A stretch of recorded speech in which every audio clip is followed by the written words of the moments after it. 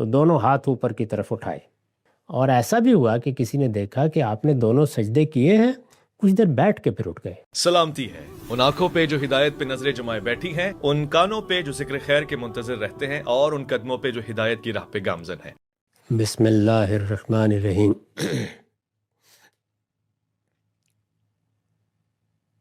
فعنہ انہ رأى النبی صلی اللہ علیہ وسلم یصلی فإذا كان فی وتر من صلاته لم ينہض حتی یستوی قاعدہ۔ بخاری کی روایت ہے، یہاں رقم 796 ہے۔ وہی مالک بن حویرث بیان کرتے ہیں کہ انہوں نے نبی صلی اللہ علیہ وسلم کو نماز پڑھتے دیکھا جب آپ پہلی رکعت، یعنی 2 رکعتیں ہوتی ہیں نا، جس میں سے پہلی میں ہم بیٹھتے نہیں ہیں، اٹھ جاتے ہیں دونوں سجدے کر کے، اور دوسری میں بیٹھتے ہیں۔ تو یہ جو پہلی رکعت ہے، اس میں بھی رسالت مآب صلی اللہ علیہ وسلم اٹھتے نہیں تھے جب تک پوری طرح بیٹھ نہیں جاتے تھے، یعنی دونوں سجدوں سے بس سجدے سے سر اٹھا کے اسی طرح نہیں اٹھ جاتے تھے، بیٹھ کے پھر اٹھتے تھے۔ یہ انہوں نے دیکھا، بیان کیا۔ اس میں ایک چیز کو پیش نظر رکھیے، اور وہ یہ کہ نماز میں جو طریقہ جاری کیا گیا ہے وہ صحابہ کرام نے بھی بیان کیا، وہ مسلمانوں کے ہاں تواتر کے ساتھ رائج ہے، اس میں کوئی ادنیٰ تردد نہیں۔ اس میں نماز کے جتنے اعمال ہیں وہ بالکل اسی طرح ہیں جیسے کہ وہ اس وقت ادا کیے جا رہے ہیں۔ یعنی آدمی نے کھڑا ہونا ہے، اس نے ہاتھ اوپر اٹھانے ہیں، اس نے قیام کرنا ہے، اس نے رکوع میں جانا ہے، اس نے رکوع سے کھڑا ہونا ہے، اس نے 2 سجدے کرنے ہیں، 2 رکعتوں کے درمیان کچھ دیر کے لیے بیٹھنا ہے۔ یہ نماز کا وہ طریقہ ہے جو پیغمبر نے لازم کر دیا ہے۔ اس میں میرے لیے، آپ کے لیے کوئی گنجائش نہیں ہے کہ ہم اپنی طرف سے کوئی چیز داخل کریں۔ لیکن اسی نماز میں اور ان اعمال میں، اس وقت اعمال زیر بحث ہے، ابھی نماز میں اذکار کیا ہیں وہ ہم نہیں پڑھ رہے۔ انہی اعمال میں بعض چیزیں ایسی ہیں جن میں لوگوں کو اختیار دے دیا گیا ہے، یعنی وہ چاہیں تو کر لیں، چاہیں تو نہ کریں۔ میں نے پیچھے بھی عرض کیا تھا کہ اس میں سے ایک چیز تکبیرات کے موقع پر ہاتھ اٹھانا ہے۔ ہم تکبیرات نماز عید میں بھی کہتے ہیں، جنازے میں بھی کہتے ہیں، اور تکبیرات ہم نماز میں بھی کہتے ہیں۔ خفض و رفع پر تکبیرات ہیں۔ جب ہم اٹھتے ہیں اللہ اکبر کہتے ہیں، جب بیٹھتے ہیں اللہ اکبر کہتے ہیں۔ اس میں پہلی مرتبہ اللہ اکبر کہتے ہوئے دونوں ہاتھ اٹھانا، یہ تو نماز کے لازمی اعمال میں سے ہے، نماز اس سے شروع ہوتی ہے۔ لیکن اس کے بعد ظاہر خفض و رفع کے مواقع پیدا ہوتے ہیں، رکوع میں جاتے وقت، رکوع سے اٹھتے وقت، سجدے میں جاتے وقت، سجدے سے اٹھتے وقت، 2 رکعتیں پڑھ کر اٹھتے وقت۔ تو ان میں کیا ہاتھ اٹھائے جائیں گے؟ اختیار پر چھوڑ دیا۔ ایسے ہی عیدین میں، ایسے ہی جنازے میں، چاہیں اٹھا لیں چاہے نہ اٹھائیں۔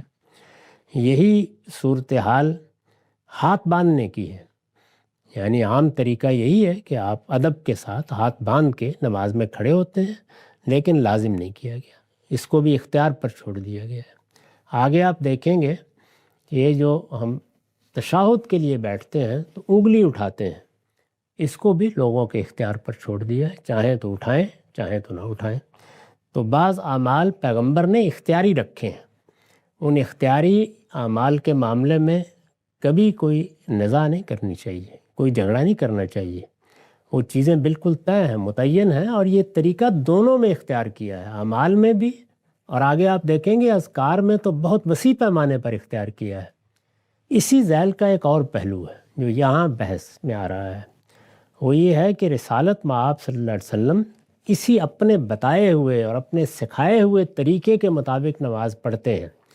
جب نماز پڑھتے ہیں تو ایک آدمی قریب کھڑے ہو کر بہت دقت نظر سے دیکھنا شروع کر دیتا ہے۔ اس میں جیسے میں آپ نماز پڑھتے ہیں تو عمر کے تقاضوں سے، حالات کی رعایت سے، ہم بعض چیزیں، یعنی وہی چیزیں جو روزمرہ کرتے ہیں ہم وہی چیزیں کرتے ہیں، لیکن اس میں کچھ نہ کچھ اپنا تغیر پیدا کر دیتے ہیں کہ یہ اسی طرح کی چیز ہے کہ رسالت میں آپ صلی اللہ علیہ وسلم اٹھ بھی جاتے تھے، اور ایسا بھی ہوا کہ کسی نے دیکھا کہ آپ نے دونوں سجدے کیے ہیں، کچھ دیر بیٹھ کے پھر اٹھ گئے۔ اس میں کوئی فرق نہیں واقع ہوتا، جو صورتحال ہو آدمی کے اوپر مختلف احوال گزرتے ہیں وہ یہ طریقہ اختیار کر سکتا ہے۔ اس میں یہ استدلال کرنا کہ یہ کوئی لازم کیا گیا ہے ایسا نہیں ہے۔ وعن وائل ابن حجر انہ رأى النبی صلی اللہ علیہ وسلم رفع یدیہ حین دخل فی الصلاۃ کبر ثم التحف بثوبہ ثم وضع یدہ الیمنی علی الیسری فلما اراد ان یرکع اخرج یدیہ من الثوب ثم رفعہما وکبر فرکع فلما قال سمع اللہ لمن حمدہ رفع یدیہ فلما سجد بین کفیہ۔ مسلم کی روایت ہے، یہاں اس کا رقم ہے 797۔ وائل بن حجر بیان کرتے ہیں، انہوں نے آخری زمانے میں رسول اللہ کو دیکھا ہے۔ انہوں نے دیکھا کہ نبی صلی اللہ علیہ وسلم نے، اب یہ لوگ ہیں نئے ایمان لانے والے ہیں، آئے ہیں، تو یہ بہت دقت نظر سے دیکھ رہے ہیں، اور اس میں ایسی چیزیں بھی بیان کر دیتے ہیں کہ جو کوئی لازمی نماز کا حصہ نہیں ہے۔ انسان 5 وقت نماز پڑھتا ہے، اپنے احوال کے لحاظ سے بعض چیزیں کرتا ہے، وہ بیان کر رہے ہیں اس کو۔ کہتے ہیں کہ میں نے یہ دیکھا کہ نبی صلی اللہ علیہ وسلم نے جب نماز میں داخل ہوئے، یعنی نماز شروع کی، تو دونوں ہاتھ اوپر کی طرف اٹھائے، تکبیر کہی، ایسے ہی کرتے ہیں ہم، یعنی اللہ اکبر کہہ کے ہاتھ اٹھائے، پھر آپ نے اپنی چادر لپیٹ لی۔ اب ظاہر ہے کہ چادر نبی صلی اللہ علیہ وسلم نے لی ہوئی تھی، تو جب چادر لی ہوئی ہے تو ہاتھ نکال کے ایسے کریں گے تو پھر لپیٹیں گے، تو اس کا نماز سے کوئی تعلق نہیں ہے، یہ کوئی نئی بات ہے۔ یعنی میں آپ بھی اگر کسی نے کوٹ پہنا ہوا ہے، چادر ہے، کوئی سردی میں نماز پڑھ رہا ہے، تو اس طرح کی چیزیں آئیں گی، تو یہ رسول اللہ کو دیکھ رہے ہیں، بیان کر دیا انہوں نے۔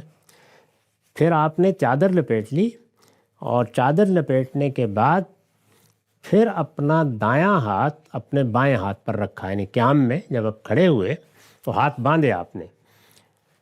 پھر جب رکوع کرنے کا ارادہ کیا تو پھر اپنے کپڑے سے ہاتھ نکالے، وہ جو چادر لپیٹی ہوئی تھی اس میں سے ہاتھ نکالے، پھر ان دونوں ہاتھوں کو اٹھایا، پھر تکبیر کہی اور رکوع میں چلے گئے۔ تو انہوں نے دیکھا کہ رسول اللہ نے اس موقع پر بھی رفع یدین کیا، یعنی جب آپ رکوع میں گئے، اور کہتے ہیں کہ فلما قال سمع اللہ لمن حمدہ رفع یدیہ، ایسے ہی جیسے پہلے کیا تھا سمع اللہ لمن حمدہ کے بعد بھی ہاتھ اٹھا لیا آپ نے، جیسے میں نے عرض کیا کہ ہر تکبیر پر آپ اٹھا سکتے ہیں۔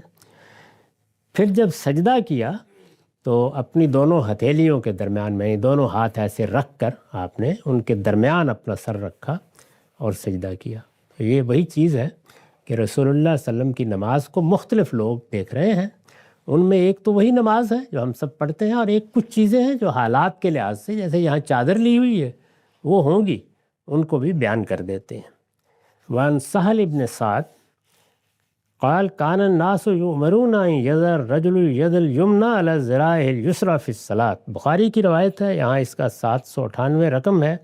سہل بن سعد بیان کرتے ہیں کہ لوگوں کو ہدایت کی جاتی تھی، ظاہر ہے کہ حضور ہدایت کرتے تھے، لوگوں کو ہدایت کی جاتی تھی کہ جب وہ نماز میں ہاتھ باندھیں، ہاتھ اگر باندھتے ہیں تو ہاتھ باندھتے وقت وہ اپنا دایاں ہاتھ اپنی بائیں کلائی پر رکھیں، یعنی ایسے نہیں بلکہ اس طرح سے ہاتھ باندھیں، تو اس کی بھی نبی صلی اللہ علیہ وسلم ہدایت کرتے تھے۔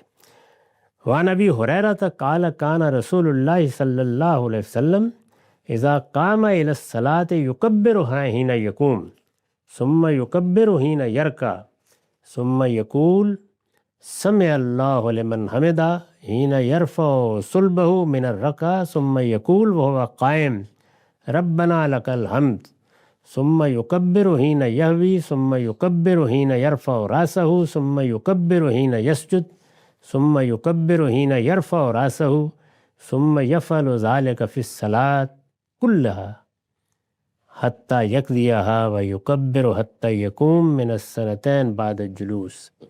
بخاری مسلم دونوں کی روایت ہے، یہ ابو ہریرہ بیان کر رہے ہیں، یہاں اس کا رقم ہے 799۔ رسول اللہ صلی اللہ علیہ وسلم جب نماز کے لیے کھڑے ہوتے تو کھڑے ہوتے تو نماز کی ابتدا کرتے اللہ اکبر کہہ کر، پھر جب رکوع کرتے اس وقت بھی اللہ اکبر کہتے، سب سمع اللہ لمن حمدہ کہتے جس وقت آپ اپنی کمر رکوع سے اٹھاتے تو پھر کہیں کہتے، اور جب کھڑے ہوتے ربنا لک الحمد کہتے، پھر تکبیر کرتے جب جھکتے، پھر تکبیر کہتے جب اپنا ہاتھ اپنا سر اٹھاتے، جیسے ہم قومے کے لیے رکوع سے اٹھتے ہیں، جس وقت سجدے میں جاتے اس وقت بھی تکبیر کہتے، جس وقت سر اٹھاتے اس وقت بھی تکبیر کہتے، اور پوری نماز میں اسی طرح سے ہر جھکنے اور رکنے پر آپ تکبیر کہتے تھے یہاں تک کہ نماز پوری کر دیتے، اور جس وقت 2 رکعتوں سے اٹھتے تھے، درمیان میں بیٹھ کے اٹھتے ہیں بعد الجلوس، اس موقع پر بھی تکبیر کہتے۔ تو یہ اس روایت میں انہوں نے بیان کیا کہ ایسا نہیں ہے کہ تکبیر کے معاملے میں بھی کوئی اختیار تھا، یعنی ایک ہے ہاتھ اٹھانا، وہ تو آپ چاہیں اٹھا لیں چاہے نہ اٹھائیں سوائے پہلی مرتبہ کے، لیکن تکبیر بہرحال ہر خفض و رفع پر کہی جائے گی۔ تو یہ انہوں نے اسی لیے ایک ایک کو بیان کیا ہے کہ یہ کرتے تو تکبیر کہتے، یہ کرتے تو تکبیر کہتے۔ تو یہی صحابہ کا عام طریقہ ہے رسالت مآب صلی اللہ علیہ وسلم کے اعمال کو بیان کرنے کا۔ وان جابر قال قال رسول اللہ صلی اللہ علیہ وسلم افضل الصلاۃ طول القنوت، مسلم کی روایت ہے، یہاں اس کا رقم 800 ہے۔ جابر رضی اللہ عنہ بیان کرتے ہیں کہ رسول اللہ نے فرمایا کہ نماز میں سب سے زیادہ افضل طریقہ یہ ہے کہ اگر لمبی نماز پڑھنی ہو تو پھر قیام میں زیادہ وقت گزارا جائے، اس لیے کہ قیام قرآن پڑھنے کی جگہ ہے، تو پھر قرآن مجید کی تلاوت کی جائے۔ یہ بھی ظاہر بات ہے کہ رسالت مآب صلی اللہ علیہ وسلم نے ایک ادب کی طرف توجہ دلائی ہے، اس میں بھی کوئی قانون کا یا ضابطے کا پہلو نہیں ہے۔ وآخر دعوانا الحمدللہ رب العالمین۔ بسم اللہ الرحمن الرحیم۔ عن ابی حمید الساعدی قال فی عشرۃ من اصحاب النبی صلی اللہ علیہ وسلم انا اعلمکم بصلاۃ رسول اللہ صلی اللہ علیہ وسلم قال فارس قال کان النبی صلی اللہ علیہ وسلم اذا قام الی الصلاۃ رفع یدیہ حتی یعازی بہما منکبیہ ثم یکبر۔ یہ ایک مفصل روایت ہے، اس سے پہلے یہ مختصر طور پر بخاری کے حوالے سے زیر بحث آ چکی ہے۔ یہ روایت حدیث کی بہت سی کتابوں میں نقل ہوئی ہے، ان میں ابن ماجہ بھی ہے، ترمذی بھی ہے، ابو داؤد بھی ہے، دارمی بھی ہے۔ ابو حمید ساعدی وہاں بھی اس کے راوی ہیں، یہاں بھی۔ وہاں ہم نے دیکھا کہ مختصر طریقے پر نماز کی صفت، یعنی نماز کیسے پڑھی جائے یا اس کے اعمال کیا ہیں، وہ انہوں نے بیان فرمائے تھے۔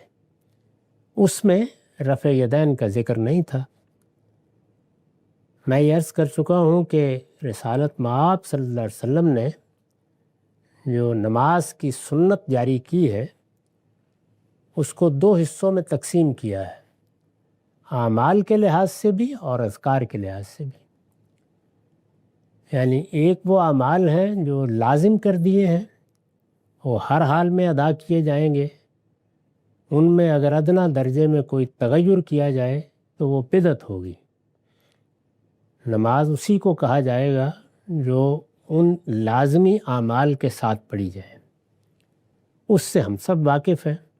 یعنی نماز کی ابتدا ہاتھ اٹھا کر کی جائے گی، کانوں کی طرف ہاتھ اٹھا کر قیام کیا جائے گا، اس کے بعد رکوع میں جائیں گے، پھر رکوع سے اٹھیں گے، جس کو قومہ کہا جاتا ہے، پھر سجدے میں چلے جائیں گے، 2 سجدے کریں گے، اسی طرح دوسری رکعت پڑھیں گے، پھر درمیان میں بیٹھیں گے، اور اگر نماز ختم کرنی ہے تو قعدے میں بیٹھے ہوئے ختم کر دیں گے۔ تو یہ قعدہ، یہ رکوع، یہ سجود، یہ قیام، اسی طرح سے ابتدا میں ہاتھ اٹھا کے نماز شروع کرنا، یہ نماز کے لازمی اعمال ہیں۔ نماز چونکہ 5 وقت پڑھنی ہے تو اس میں تنوع رکھا گیا ہے۔ چنانچہ رسالت مآب نے بعض چیزیں اختیار فرمائیں اور لوگوں کے لیے بھی ان کو اختیاری چیزوں کی حیثیت سے بیان فرمایا۔ وہ اعمال میں بھی ہے، اذکار میں بھی ہے۔ اذکار میں تو آگے بہت سی چیزیں آئیں گی، یعنی اذکار میں یہ تنوع کہیں زیادہ ہے۔ یہاں اگر دیکھیے تو 3 چیزیں ہیں۔ میں نے عرض کیا تھا کہ جہاں جہاں ہم تکبیر کہتے ہیں، جیسے نماز میں خفض و رفع پر اللہ اکبر کہتے ہیں، اس میں ہاتھ اٹھائے بھی جا سکتے ہیں، آپ نہ اٹھائیں تب بھی ٹھیک ہے، یعنی اس کو اختیاری کر دیا۔ عیدین میں بھی یہی صورتحال ہے، جنازے کی نماز میں بھی یہی صورتحال ہے، یعنی جو زائد تکبیریں ہیں ان کو وہاں متعین بھی نہیں کیا۔ مختلف وقتوں پر کبھی 4 کبھی 5 اسی طرح 12 تکبیروں کے ساتھ بھی عید پڑھی جاتی ہے، تو وہ تکبیریں کہیں ہیں۔ اور یہ کہ ان میں ہاتھ اٹھانے ہیں یا نہیں اٹھانے، اس کو بھی لوگوں کے اختیار پر چھوڑ دیا ہے۔ یہ وہی چیز ہوتی ہے کہ حالات کے لحاظ سے، طبائع کے لحاظ سے کچھ اعمال میں بھی تنوع باقی رہے۔ اسی طرح کی صورتحال ان چیزوں میں ہے جن میں آدمی احیاناً یا اتفاقاً ایک روش اختیار کرتا ہے۔ آپ کھڑے ہوتے ہیں تو اگر کچھ دیر کے لیے کسی بارگاہ میں، کسی بڑی شخصیت کے سامنے، کسی بزرگ کے سامنے ادب کے ساتھ کھڑے ہوں تو ہاتھ باندھ بھی لیتے ہیں اور چھوڑے بھی رکھتے ہیں۔ وہ ہاتھ باندھ کے آپ اپنے آپ کو زیادہ مؤدب محسوس کرتے ہیں، تو ان کو بھی اختیار پر چھوڑ دیا گیا۔ رسالت مآب صلی اللہ علیہ وسلم نے خود بھی ہاتھ باندھے اور بعض موقعوں کے اوپر لوگوں کو توجہ بھی دلائی، اس کی روایتیں بھی موجود ہیں، لیکن اس کو لازم نہیں کیا۔ یہی صورتحال جب دوزانو بیٹھتے ہیں اس میں ہے، یعنی بیٹھنے کا کیا طریقہ ہو۔ آدمی اپنی عمر کے لحاظ سے، حالات کے لحاظ سے، عورتیں اپنے لحاظ سے مختلف طریقوں سے بیٹھ سکتی ہیں، اس کی ایک عمومی حیت یکساں رہے گی۔ تو اس طرح جو تنوع اس میں رکھا گیا ہے اس کو صحابہ کرام بیان کرتے ہیں۔ یعنی رسالت مآب نے خود بھی بعض موقعوں کے اوپر اختیار فرمایا، بعض موقعوں پر نہیں اختیار فرمایا۔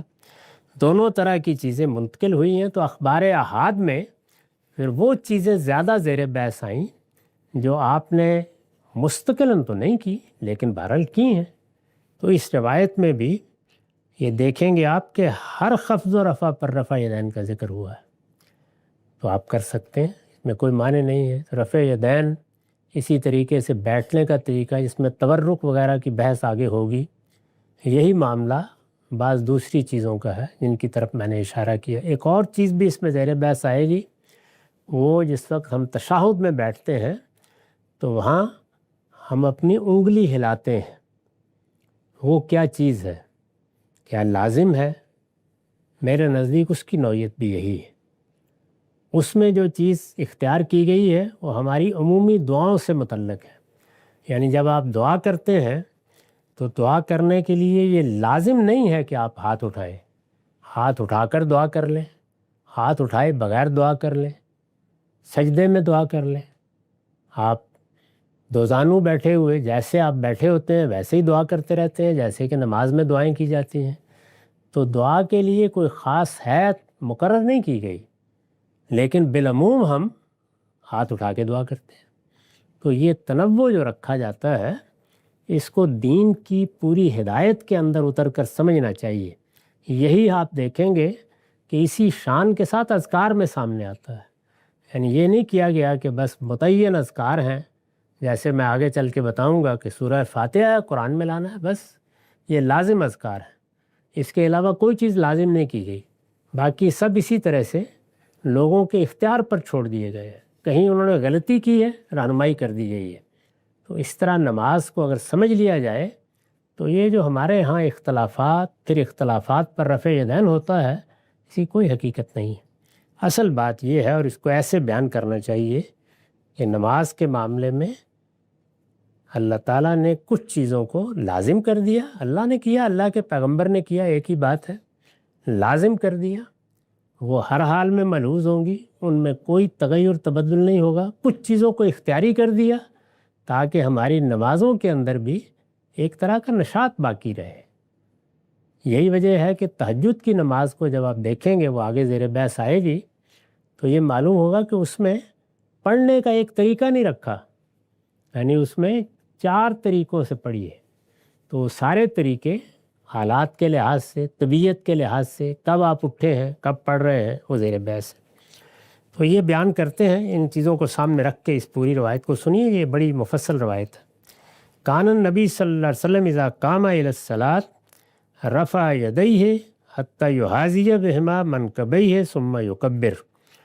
جب نماز کے لیے کھڑے ہوتے تو دونوں ہاتھ اٹھاتے یہاں تک کہ وہ آپ کے دونوں کندھوں کے برابر ہو جاتے، پھر تکبیر کہتے، یعنی یہ نبی صلی اللہ علیہ وسلم کی نماز بیان کر رہے ہیں۔ ثم یقرأ، پھر قرأت شروع کر دیتے۔ اب دیکھیے یہاں قرأت سے پہلے کوئی دعا وغیرہ جو پڑھی جاتی ہے اس کا ذکر نہیں کیا انہوں نے، وہ بھی اختیاری چیز ہے، آگے معلوم ہو جائے گا، آپ پڑھیں نہ پڑھیں اس سے نماز میں کوئی فرق نہیں پڑتا۔ تو یہاں سے انہوں نے اب نماز کیا ہے اعمال کے طور پر اس کو بیان کرنا شروع کر دیا ہے۔ اس کو صفت الصلاۃ سے بالعموم تعبیر کیا جاتا ہے۔ یہ روایت ہم تفصیل کے ساتھ دیکھیں گے، اب وقت ختم ہو گیا، ہم نے ابتدا کر دی۔ وآخر دعوانا الحمدللہ رب العالمین۔ بسم اللہ الرحمن الرحیم۔ ہم ابو حمید ساعدی کی ایک مفصل روایت نماز کے بارے میں پڑھ رہے ہیں۔ اس کا کچھ حصہ ہم نے پڑھ لیا تھا، یعنی بات یہاں تک پہنچ گئی تھی کہ نبی صلی اللہ علیہ وسلم جب نماز کے لیے کھڑے ہوئے، آپ نے اپنے دونوں ہاتھ اٹھائے یہاں تک کہ وہ آپ کے کندھوں کے برابر آ گئے، پھر آپ نے تکبیر کہی، پھر آپ قرأت کرتے تھے۔ تو فرمایا ثم یکبرو، پھر قرأت کے بعد آپ نے تکبیر کہی، وَيَرْفَعُ يَدَيْهِ حَتَّى يُحَاذِيَ بِهِمَا مَنْكِبَيْهِ، یعنی آپ تکبیر کے بعد پھر ہاتھ اٹھاتے تھے یہاں تک کہ وہ آپ کے دونوں کندھوں کے برابر آ گئے۔ یعنی یہ بیان کر رہے ہیں کہ جب انہوں نے دیکھا ہے تو انہوں نے یہ دیکھا کہ جس وقت آپ قرأت کر لیتے تھے اور رکوع میں جانے لگتے تھے تو تکبیر کے ساتھ اس وقت بھی ہاتھ اٹھاتے تھے، رفع یدین کرتے تھے۔ ثم یرکعو، پھر رکوع کرتے، وَیَضَعُ رَاحَتَیْہِ عَلیٰ رُکْبَتَیْہِ، پھر اپنی دونوں ہتھیلیاں دونوں گھٹنوں پر رکھ لیتے۔ ثم یعتدل، پھر بالکل برابر ہو جاتے، یعنی پوری طرح کمر کو جھکا دیتے۔ فلا یصبی راسہ ولا یکنے، نہ سر اٹھا کے رکوع کرتے اور نہ اس کو بالکل جھکا دیتے بلکہ برابر رکھتے۔ ثم یرفع راسہ، پھر رکوع سے سر اٹھاتے، فیقول سمع اللہ لمن حمدہ، اور پھر یہ سمع اللہ لمن حمدہ کہتے، اللہ نے اس کی بات سن لی جس نے اس کی حمد کی، جس نے اس کی ثنا کی۔ ثم یرفع یدیہ، اور جب یہ کہتے تھے تو پھر ہاتھ اٹھاتے تھے، رفع یدین کرتے تھے، حتی یحاذی بہما منکبیہ معتدلا، یہاں تک کہ ہاتھوں کو کندھوں کے برابر کر لیتے تھے اور پھر برابر کر کے پھر کہتے تھے اللہ اکبر، یعنی جس طریقے سے ہم رکوع میں جاتے اٹھتے ہوئے کہتے ہیں۔ ثم یہوی الی الارض ساجدہ، پھر اپنی کمر سجدے کے لیے جھکا دیتے تھے۔ فیجافی یدیہ عن جنبیہ، تو جب یہ کمر سجدے کے لیے جھکاتے یا سردے میں جاتے کہہ لیجئے، تو دونوں ہاتھ اپنے پہلوؤں سے الگ رکھتے تھے، یعنی یوں ساتھ نہیں ملا لیتے تھے۔ وَيَفْتَحُ أَصَابِعَ رِجْلَيْهِ، اور اپنے پاؤں کی انگلیاں کھلی رکھتے تھے۔ ثم یرفع راسہ، پھر سر اٹھاتے تھے، یعنی سجدہ کر کے سر اٹھاتے تھے۔ وَيَسْنِي رِجْلَهُ الْيُسْرَى فَيَقْعُدُ عَلَيْهَا، اپنے پاؤں کو آپ موڑ لیتے تھے، جیسے ہم آپ موڑتے ہیں بایاں پاؤں موڑ کے اس کے اوپر بیٹھ جاتے تھے۔ ثم یعتدل، پھر برابر ہو جاتے تھے، حتی یرجع کل عظم فی موضعہ معتدلا، یہاں تک کہ ہر ہڈی اپنی جگہ پر پہنچ جاتی، یعنی بالکل سیدھے ہو کر اپنے بائیں پاؤں کو موڑ کے اس پر بیٹھ جاتے تھے۔ ثم یسجد، پھر دوسرا سجدہ کرتے تھے. ثم یقول اللہ اکبر، پھر کہتے تھے اللہ اکبر. و یرفع و یثنی رجلہ الیسریٰ، اور پھر اسی طریقے سے آپ سر اٹھاتے تھے اور پھر اپنا بایاں پاؤں موڑتے تھے. فیقعد علیہا، پھر اس پر بیٹھ جاتے تھے. ثم یعتدل، پھر بالکل برابر ہو جاتے. حتیٰ یرجع کل عظم الی موضعہ، یہاں تک کہ ہر ہڈی اپنی صحیح جگہ پر قائم ہو جاتی. ثم ینہض، پھر اٹھتے تھے. یعنی یہ کہتے ہیں کہ جب 2 سجدوں سے اٹھتے تھے تو سیدھا اٹھ کے کھڑے نہیں ہو جاتے تھے، بلکہ پہلے بیٹھتے تھے اور پھر اس کے بعد قیام کے لیے اٹھ جاتے تھے. ثم یصنع فی الرکعۃ الثانیۃ مثل ذلک، یہ انہوں نے ایک رکعت کی تفصیل بیان کر دی. یعنی جب نماز شروع کرتے تو اس طریقے سے نماز کی ایک رکعت مکمل ہو جاتی. یہ کہتے ہیں کہ دوسری بھی بالکل اسی طریقے سے پڑھتے، یعنی دوسری رکعت میں بھی کوئی تبدیلی نہیں ہوتی تھی. ثم اذا قام من الرکعتین، پھر جب دونوں رکعتوں سے اٹھتے، 2 رکعتیں پڑھ کے ہم کچھ دیر کے لیے بیٹھتے ہیں. جب بیٹھتے ہیں تو یہ کہتے ہیں کہ جب اٹھتے تو کبر ورفع یدیہ، اس وقت بھی تکبیر کہتے، اٹھتے وقت اللہ اکبر کہتے اور اپنے دونوں ہاتھ اٹھاتے یعنی رفع یدین کرتے. حتیٰ یحاذی بہما منکبیہ، یہاں تک کہ ان کو کندھوں کے برابر کر لیتے. کما کبر عند افتتاح الصلاۃ، یعنی 2 رکعتوں کے بعد جب اوپر اٹھتے اور کھڑے ہوتے تو ایسے ہی لگتا جس طرح ہم نماز شروع کرتے وقت دونوں ہاتھ اٹھاتے ہیں تو اس موقع پر بھی رفع یدین کرتے. ثم یصنع ذلک فی بقیۃ صلاتہ، پھر ایسے ہی یعنی اسی اہتمام کے ساتھ باقی نماز ادا کرتے. حتیٰ اذا کانت السجدۃ التی فیہ التسلیم، یہاں تک کہ جب وہ سجدہ ہوتا جس کے بعد پھر بیٹھ کے سلام پھیر دیا جاتا ہے، یعنی نماز ختم ہو جاتی ہے، تو آخر رجلہ الیسریٰ، تو پھر آپ کیا کرتے، اپنے بایاں پاؤں کو پیچھے کرتے. وقعد متورکا علی شقہ الایسر، اور پھر آپ اس طرح بیٹھتے کہ وہ بایاں پاؤں پیچھے نکل جاتا اور آپ اپنے سرین زمین پر رکھ دیتے. اس میں دوسری طریقہ بھی موجود ہے، یعنی یہ کہ آپ اسی کے اوپر بیٹھ جائیں اور یہ کہ اس کو نکال لیں. آدمی کے حالات، اس کی صحت، جسم جس طرح کا ہو، اس میں کوئی معنی نہیں ہے. ثم سلم، پھر آپ سلام پھیر دیتے. قالوا صدقتا، تو یہ بات انہوں نے جس طرح کے بیان ہوا 10 صحابہ میں بیٹھ کے بیان کی ہے. تو صحابہ نے جب یہ سنا تو انہوں نے کہا کہ تم نے ٹھیک بیان کی ہے، یعنی ایسے ہی کرتے تھے. ہاکذا کان یصلی، اسی طرح رسالت میں آپ نماز پڑھا کرتے تھے. یہ ابو داؤد کا بیان ہے، دارمی، ترمذی، ابن ماجہ میں بھی کم و بیش اسی مفہوم میں یہ بات بیان ہوئی ہے. ترمذی میں بھی، یہاں اس کا رقم 801 ہے. تو اس میں یہ تفصیل بیان ہوئی، لیکن یہ ایک واقعہ ظاہر ہے دوسرے لوگ ذرا دوسرے طریقے سے بھی بیان کرتے ہیں. اس کے بعض حصوں میں بعض تفصیلات ہیں، اس کا ہم اگلی نشست میں مطالعہ کریں گے. اقول قولی ھذا واستغفر اللہ لی ولکم ولسائر